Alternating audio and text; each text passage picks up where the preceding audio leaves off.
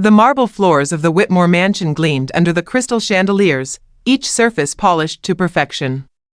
Grace Washington moved through the grand hallways with practiced efficiency, her cleaning supplies organized in a wheeled cart that had become as familiar to her as her own shadow. For 3 years, she had maintained the pristine condition of this 47-room estate, working with quiet dignity despite the mounting hostility from her employer. Richard Whitmore III was everything his family name suggested: old money, older prejudices, and a sense of entitlement that had been passed down through generations like a family heirloom. At 52, he had inherited not just billions, but also the casual cruelty that wealth sometimes breeds when left unchecked by consequence. Grace. His voice boomed through the East Wing, dripping with the kind of disdain that made her stomach clench. "What did I tell you about using the front staircase?" Grace paused, her hand tightening on the cleaning cloth.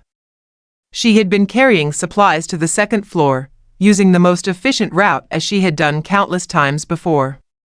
The rule about the front staircase was new, implemented just last week along with a growing list of restrictions that seemed designed to humiliate rather than organize. "I apologize, Mr. Whitmore. I don't want to hear excuses." He approached her with the measured steps of a predator, his expensive Italian shoes clicking against the marble. "You people always have excuses. Always trying to take shortcuts, always trying to be where you don't belong." The words hit Grace like physical blows, but she had developed armor over the years. Growing up in East Cleveland, working 3 jobs to put herself through community college, raising her daughter Zoe as a single mother, life had taught her that dignity wasn't something others could take from you unless you let them. "I understand, sir. It won't happen again. It better not." His eyes narrowed, scanning her uniform with obvious displeasure. "And this outfit, it's unprofessional. Too tight. Are you trying to seduce someone in my house?" Grace felt heat rise in her cheeks. Her uniform was standard issued, the same style worn by the other staff members. But she was the only black woman on the team, and increasingly, she was the only one subjected to these degrading comments. "Sir, this is the uniform provided by your housekeeping service, don't talk back to me." Whitmore's voice rose to a shout that echoed through the mansion. "I'm tired of your attitude. Maybe it's time I called your supervisor and had you replaced with someone who knows their place." That threat had been hanging over Grace's head for months now. She needed this job desperately, the pay was better than anything else she could find with her schedule, and it allowed her to be home when Zoe returned from school. At 34, Grace had learned that pride was a luxury she couldn't always afford. "I apologize, Mr. Whitmore. I'll be more careful." "See that you are." He stepped closer, invading her personal space in a way that made her skin crawl. "You know, Grace, you're not unattractive. Maybe if you were a little more friendly, we could work something out. I could make your life much easier here." The implication hung in the air like poison gas.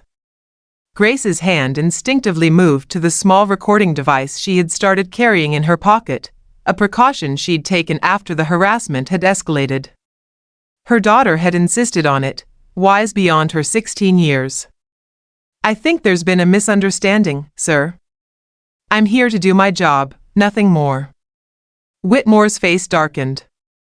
"Everything is a misunderstanding with you people, isn't it? Fine. Have it your way. But don't come crying to me when you're out on the street." He stormed away, leaving Grace alone in the grand hallway with her racing heart and trembling hands. She looked around at the opulent surroundings, the oil paintings worth more than she'd make in a lifetime, the furniture that cost more than her yearly salary, and felt the familiar burn of injustice. But Grace Washington was not just a maid. She was also a student, 2 semesters away from completing her paralegal certification. More importantly, she was the daughter of civil rights activists who had taught her that sometimes you had to fight, even when the odds seemed impossible. That evening, Grace sat in her small apartment with her daughter Zoe, a brilliant teenager who had inherited her mother's determination and her grandfather's sense of justice. The apartment was tiny compared to the mansion where Grace worked, but it was filled with something the Whitmore estate lacked entirely: love, respect, and dignity. "Mom, you can't keep letting him treat you like this," Zoe said, looking up from her homework.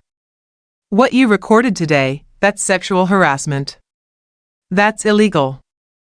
Baby, it's not that simple. He's got more money than God and lawyers who specialize in making problems disappear. What am I supposed to do?" Zoe leaned forward, her eyes blazing with righteous anger. "You're supposed to fight. Remember what you always tell me? Justice isn't about what's easy, it's about what's right." Grace smiled despite herself. Her daughter was throwing her own words back at her, and they stung with truth. "I've been doing some research," Zoe continued, pulling out her laptop. "Did you know that Mr. Whitmore sits on the board of the Children's Defense Foundation? And he's a major donor to the NAACP? He gives speeches about equality and justice." Grace felt something shift inside her chest, a spark of an idea that would grow into a flame. "Show me." For the next several hours, mother and daughter researched Richard Whitmore's public persona. He was indeed a prominent philanthropist, at least on paper. He donated millions to civil rights organizations, spoke at diversity conferences, and had even written op-eds about the importance of treating all workers with dignity and respect. The hypocrisy was staggering. "Mom, look at this." Zoe turned her laptop screen toward Grace. "He's receiving the Humanitarian of the Year award next week at the Grand Ballroom downtown. It's going to be covered by all the major news outlets." Grace stared at the screen, her mind racing. She thought about all the times Whitmore had humiliated her, all the racist comments, all the unwanted advances. She thought about the other staff members who had quietly quit rather than endure his abuse. She thought about her own daughter, brilliant and brave, who deserved to grow up in a world where people like Richard Whitmore couldn't hide behind their wealth and charitable donations. "Zoe, how would you feel about your mom making some news?"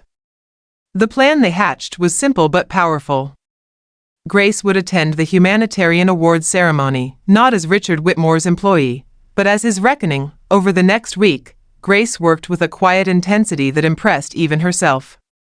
She documented every incident of harassment and racism, cross-referencing them with dates and witnesses. She reached out to former employees who had left under suspicious circumstances.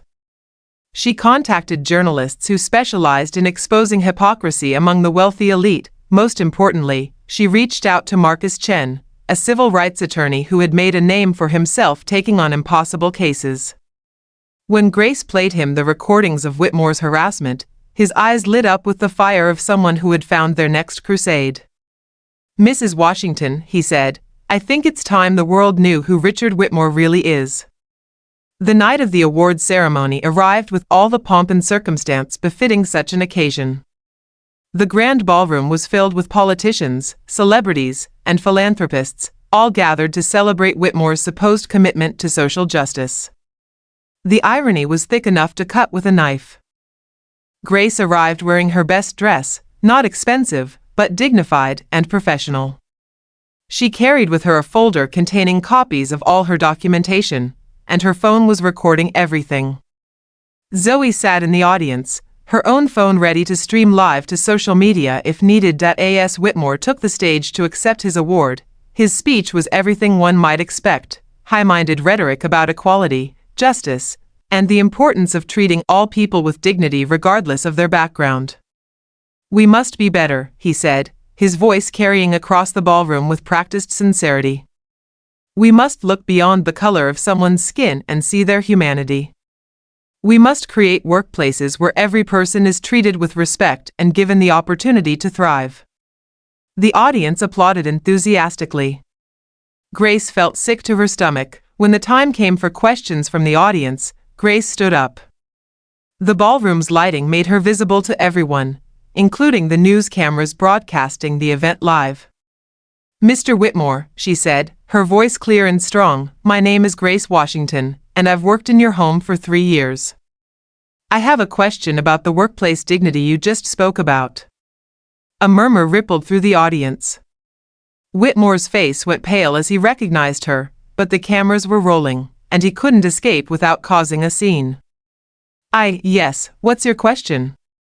Grace pulled out her phone and held it up. I'd like to play some recordings that show how you actually treat your employees. I think the audience would be interested to hear the difference between your public words and your private actions. The ballroom fell silent except for the hum of camera equipment. Whitmore's lawyer, sitting in the front row, was frantically gesturing for him to leave the stage, but it was too late. Grace pressed play. Whitmore's voice filled the ballroom, clear and unmistakable. You people always have excuses. Always trying to take shortcuts, always trying to be where you don't belong. The audience gasped. But Grace wasn't finished. She played the recording of his sexual harassment, his racist comments, and his threats to have her fired for refusing his advances. With each clip, the audience grew more restless, more angry. The man on stage bore no resemblance to the humanitarian they had come to honor. When the final recording ended, the ballroom was dead silent. Mr. Whitmore, Grace continued, you just told this audience that we must see people's humanity regardless of their skin color. But you've never seen mine. You've called me you people more times than I can count. You've made unwanted sexual advances. You've threatened my livelihood simply because I refuse to be degraded in your home. Her voice grew stronger with each word. I'm a mother, a student, and a human being who deserves the same respect you give to everyone in this room. The only difference is that they can afford the privilege of your fake politeness, while I see who you really are when no cameras are rolling. The crowd began to murmur, then to speak more loudly. Someone shouted shame from the back of the room. Others began to boo. Whitmore tried to speak, but his voice cracked. This is a misunderstanding. These recordings are taken out of context. Grace smiled sadly. That's exactly what you said when I tried to report your behavior to your household manager. It's all a misunderstanding. But there's no misunderstanding here, Mr. Whitmore. There's just the truth. The rest of the evening unfolded like a carefully choreographed dance of justice. The videos went viral within hours. #GraceWashington began trending on social media. News outlets picked up the story, contrasting Whitmore's public persona with the evidence of his private behavior. The Children's Defense Foundation immediately distanced themselves from Whitmore and returned his donations. The NAACP issued a statement condemning his actions. His business partners began severing ties. The humanitarian award was rescinded, but the most shocking thing of all was what happened 3 days later. Grace was at home, preparing for her paralegal exam, when her phone rang. It was Marcus Chen, her attorney, and he was laughing. Grace, you need to sit down for this. What is it? Whitmore wants to settle. And not just for damages. He's offering to pay for your law school education, create a scholarship fund in your name for other women of color pursuing legal careers, and donate $10 million to organizations fighting workplace harassment. Grace nearly dropped the phone. What? It gets better. He's also agreed to sensitivity training for all his company's employees and regular audits of workplace practices. And Grace? He wants to issue a public apology. A real one. Grace sank into her chair, overwhelmed. I don't know what to say. Say yes. You've done something incredible here. You've not only changed your own life, but you've created real, systemic change. That's the power of one person willing to stand up and tell the truth. The public apology came a week later. Richard Whitmore, looking haggard and genuinely remorseful, faced the cameras and took full responsibility for his actions. He acknowledged the pain he had caused not just Grace, but countless other employees over the years. He pledged to spend the rest of his life working to make amends. It wasn't enough to undo the damage he had caused, but it was a start. Grace returned to the mansion one final time to collect her belongings. She found Whitmore waiting for her in the grand hallway where so many of their confrontations had taken place. Mrs. Washington, he said quietly, I owe you an apology that words can't adequately express. What I did was inexcusable. You showed more courage and dignity in 5 minutes than I've shown in my entire life." Grace looked at him for a long moment. She could see genuine remorse in his eyes, but she also knew that actions mattered more than words. "Mr. Whitmore, I accept your apology. But understand this, I didn't do what I did for you. I did it for every woman who's been harassed at work, for every person of color who's been made to feel less than human, and for my daughter, who deserves to grow up in a better world." She picked up her box of personal items and walked toward the door. "Mrs. Washington?" Whitmore called after her. She turned back. "Thank you. You gave me a chance to become a better person. I don't know if I deserve it, but I won't waste it." Grace nodded once and walked out of the mansion for the last time. 6 months later, Grace Washington graduated summa cum laude from law school. Her daughter Zoe spoke at the graduation ceremony, telling the story of a maid who refused to be silent in the face of injustice. "My mother taught me that justice isn't about having power," Zoe said to the gathered crowd. "It's about having the courage to speak truth to power. She showed me that one person, armed with nothing but honesty and determination, can change the world." Grace opened her own law practice specializing in workplace harassment cases. The Grace Washington Foundation, funded by Whitmore's settlement, had already helped 50 women pursue legal careers. And every day, Grace woke up knowing that she had turned her moment of greatest vulnerability into a victory not just for herself, but for everyone who had ever felt voiceless in the face of injustice. The marble floors of the Whitmore mansion still gleamed under crystal chandeliers, but they were now maintained by a diverse staff of fairly compensated employees who worked in an environment of dignity and respect. Sometimes, the most shocking thing a person can do is simply refuse to accept that things have to stay the way they are. Grace Washington had proved that one voice, raised in truth, could echo far beyond the walls of any mansion, no matter how grand, no matter how intimidating, no matter how powerful the person living inside. Justice, she had learned, wasn't about what was easy. It was about what was right, and sometimes, doing what was right could change everything.